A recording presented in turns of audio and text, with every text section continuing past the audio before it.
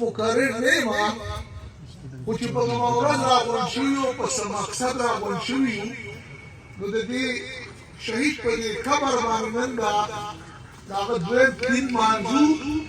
که د هغه چې د څه دپاره هغه وینه ورکړې ده او د څه دپاره هغه شهید شوی دی که د هغه مقصد مونږ ژوندي ونساتو هغه منزل ته ونه رسو په هغې خبرو نه خو ځان کې پوه نه کړو نو زما خیال دی د هغه شهید دغه چې دی مونږ به هغه سره انصاف نه وي کړی مونږ به د لمانځنه د هغه نه وي کړي نو د دې لپاره چې دا کوم ستړی تکلیف هم کړی دی زه تاسو ټولو چې څنګه زه راغلی یم دغه شان تاسو راغلي زه چا رابللی نه یم تاسو هم چا رابللي نه یې تاسو یو جذبې راوستي یې تاسو یو سوچ راوستي یې اوس د هغه سوچ دپاره دا د ګیلمن سوچ و چې د هغه په دویم کال 2 کاله پس هم موږ راغلي وو دلته کې ناست یو د خپل جیب هم کرایه ورکړې ده خپل وخت هم ورکړی دی نو په دې خبره ځان ته ویل پکار وي چې هغه د څه دپاره مړ دی مسله دا ده چې زما نه مخکې صدر صاحب ډېرې ښکلې خبرې وکړي او مختصرې کړي د وخت د وجې زه خو مقرر هم نه یم خو په موجوده حالاتو ځان پوهول دي موجوده حالات دا دي چې موږ په کوم ریاست کې اوسېږو هغه ریاست شته نه پوره ریاستونه چې که نه د ریاست ادارې د خپلو قانونو د تحفظ ذمهواري وي موږ د دې ریاست وګړي یو دا ریاست موږ د تحفظ نه راکوي نو د دې مطلب دا چې دا ریاست نشته مونږ وایو ریاست شته پاکستان شته د پاکستان د ریاست یوه اداره ده چې هغه قانون جوړوي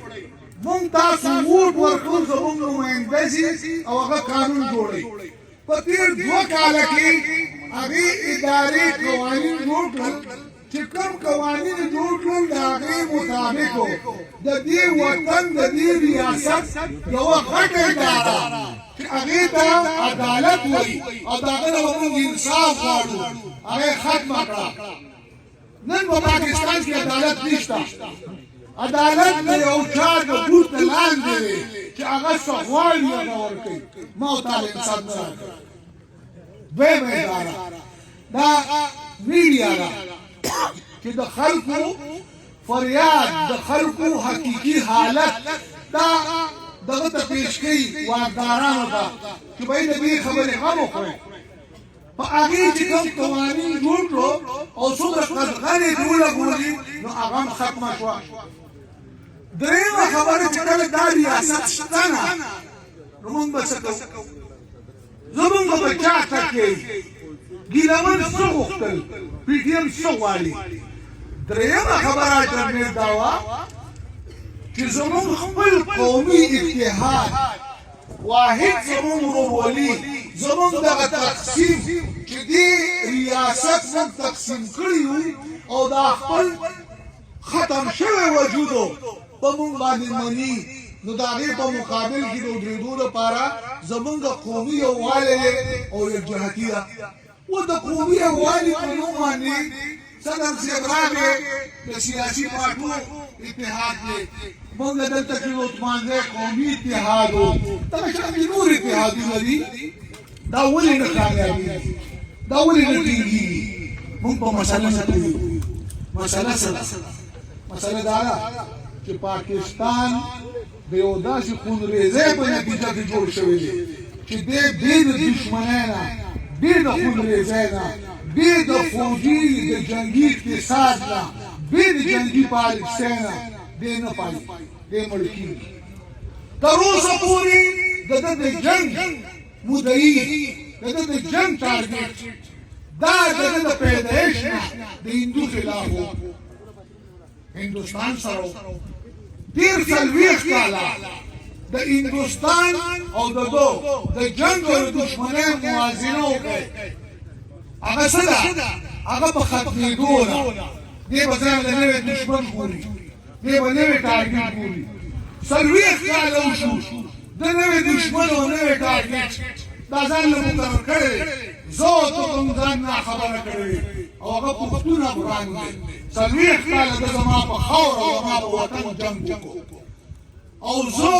دې جسټیفیکیشن دا کوي چې دلته کې جنګ یو ما ختموي یا زما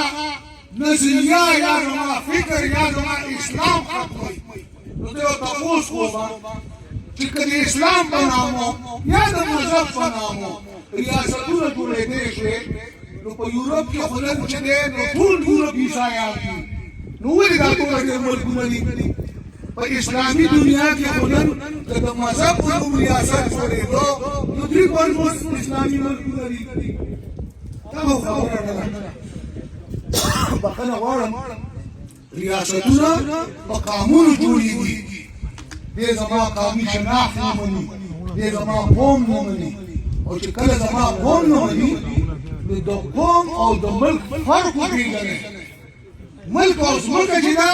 دا د تقسیم شی دی زه چې مړ شم زما بچي به زما ځمکه خپلو کې ویشي ملک تقسیمېږي خو رشته وینه او قوم نه تقسیمېږي زما د پلار جایداد موږ تقسیم کړی دی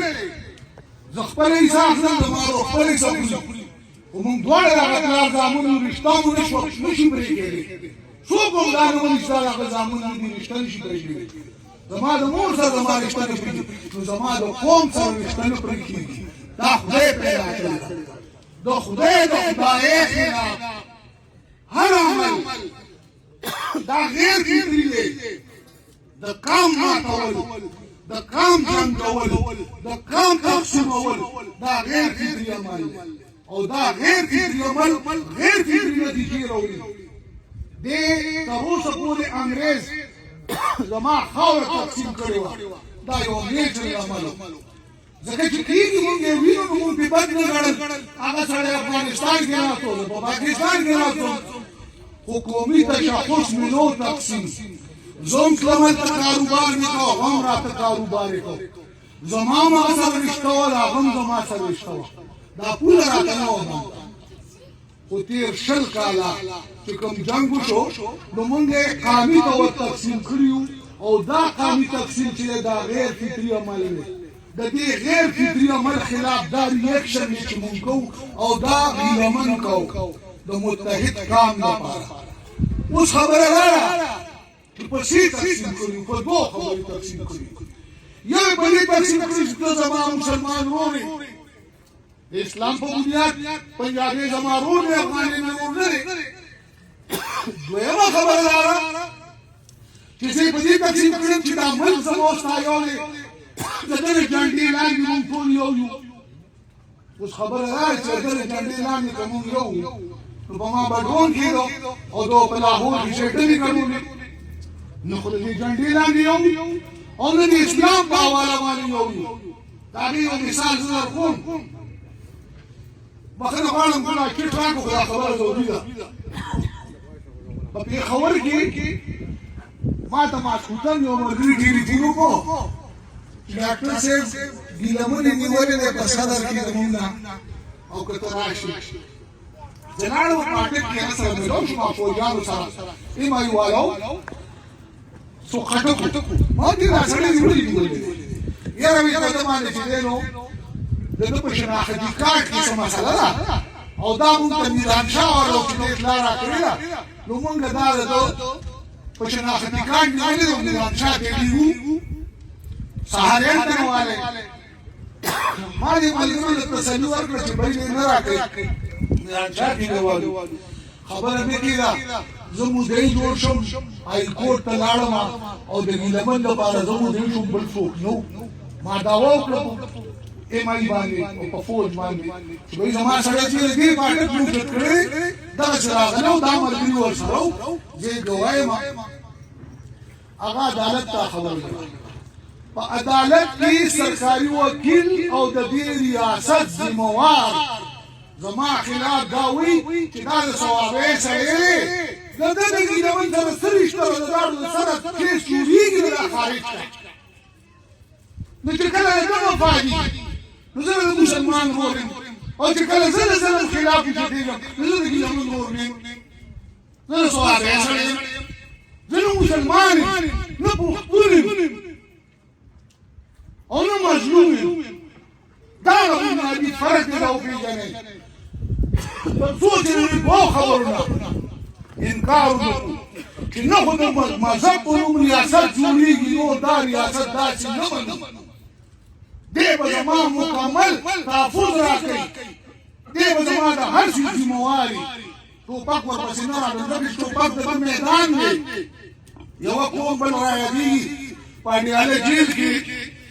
راسره طالبان پراته وو هغوی به راته وي